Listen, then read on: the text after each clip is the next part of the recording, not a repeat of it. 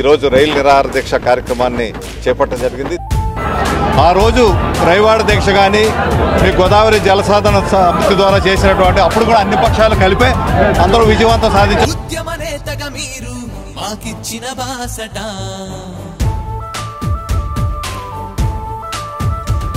సరిహద్దులు లేని ప్రేమే మీ సొంతం అవునట. మళ్ళీ మీరే రావాలయ్యా. రైతన్నల కోసం ఆ రైవాడ